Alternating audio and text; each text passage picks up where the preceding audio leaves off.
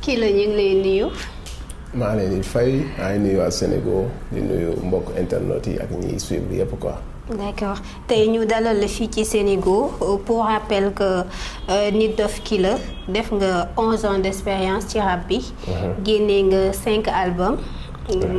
def nga aussi show of the year mu nekk événement bu gën a ngane ci sa carrière def nga ko 8 fois. ren mooy 8e édition bi.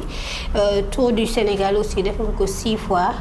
Nit Dof Killer nekk rappeur bu engagé am fulla ñëwee li muy wax am fit macha allah suy wax aussi ay vérité am du chercher 4 chemins day ñëw rek balancer ko comme ça. ci sa show bi.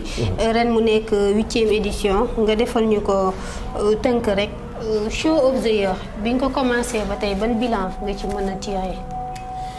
waaw bilan bi moom mooy à chaque fois mu ngi gën a jël ampleur 8e édition mu ngi nii. et que dem na ba nekk le rendez-vous annuel de la culture urbaine. De tous les hip-hopeurs. Et que chaque année mu ngi jël ay dimensions yu gën a mag.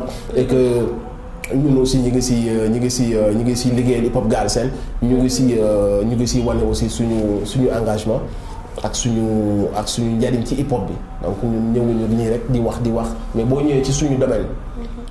boo ñëwee gars yi kenn du ñu fa reetaan ñu ngi fay def li ñu fa war a def donc bilan bi ñu ci mën a tirer pendant 8 éditions mooy satisfaction malgré les manquements malgré beaucoup de manquements. am nañu ay satisfaction yu bëree bëri on parvient à rassembler beaucoup de gens dans la paix dans la gaieté du am benn affaire bu violent musul am dara lu violent. donc ñu ngi ci sant yàlla di ci big up public bi d'ailleurs. mu nekk benn affaire bu gars yi dul wax d'habitude duñ ko wax on attend juste qu'il y ait quelque chose de mal pour ñu wax ko mais man li ma si gën a neex mooy c'est une jeunesse civilisée qui vient béggee ba mu neex leen nu leen neex la ñuy béggee dañuy bégg ba mu neex leen tëb gauche droite ñibbi jot ñu raam danga dugg seen i oto ñuy jël seen taxi ñu ñibbi du am violence du am dara donc loolu je salue encore la discipline du public qui vient là-bas et puis voilà. D'accord ci jeunesse civilisée boobu ban innovation lañ mën a xaar ci show ren bi. spectacle il y a beaucoup de choses qui se sont passées entre-temps. boobu ak léegi on a des exclusivités on a des choses qui doivent sortir avant boobu. et que il y a des invités am nañu daawul ñëw dañuy ñëw il y a des gens yoo xamante ni c'est des surprises on pourra pas le dire maintenant mais ce qui est sûr c'est que spectacle bi gars yi doon xaar. toujours dañ koy améliorer. donc on a prévu spectacle boo xamante ni les gens seront contents et que on va essayer de yóbbu baar bi aussi ci beneen level quoi.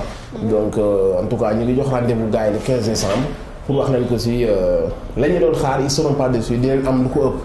on est en train de travailler sur ça il y aura beaucoup de surprises il y aura des sons inédits il y a des choses qu'on a revisité bu weesoo suñu spectacle. Il y aura toute la crème du hip-hop Galsen. Il y a beaucoup d'invités artistes yi nga fiy dégg yëpp la plupart ils seront là-bas donc on va passer une bonne soirée avec la jeunesse avec tout le monde quoi ñu ngi woo ñëpp mag ndaw góor jigéen et que góor ak jigéen mag ndaw góor ak jigéen. mun nañ xaar ci surprise yi date Junior wala Elzo Jamdon moom. mu ñëw sur scène. ngeen def diir surprise. su ma waxee dafa nekk surprise mais bon il y aura plein de surprises. il y aura en tout cas une très grande partie de la nouvelle génération ay les anciens les gars de ma génération yooyu yëpp nañu ñëw en tout cas 3 générations yëpp ils seront bien représentés. donc à ce niveau-là moom les gens ils seront bien servis inchallah. D'accord. Dernière question avant ñuy yëkkati jootaay bi sa message. ban message ngay jox Ngaaka Blindé moom mi nga xam ne instant bi caabi da ko féetee ginnaaw. waaw moom dañ ko war a jugé ndeysaan le 13 donc message bi comme lu ma daan wax rek la mooy message de massaw message de soutien message d'amour loolu aussi sama gain la et que li ko dal metti nañu ñun ñëpp xalaatuñu woon yëpp mu agsi fii.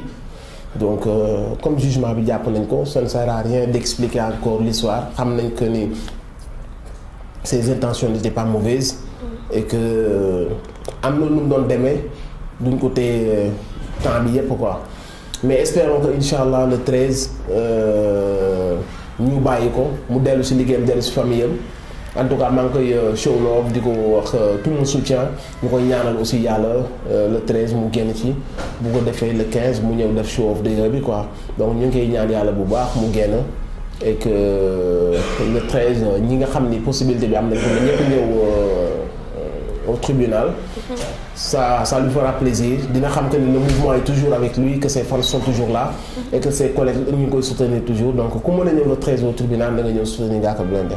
D'accord Nit Doff ñu ngi lay remercier contentement la woon pendant ces minutes ñu wax question Sonko sa carrière et tout d'ailleurs sa tontu nga ci yu leer nañ. ñu ngi lay remercier di la gërëm di la sant aussi ci disponibilité bi. merci Sénégal merci à tout le monde di jégalu aussi ci kàddu yi xam naa ni bëri na yu dëng mais ñi jégalu daal. Merci.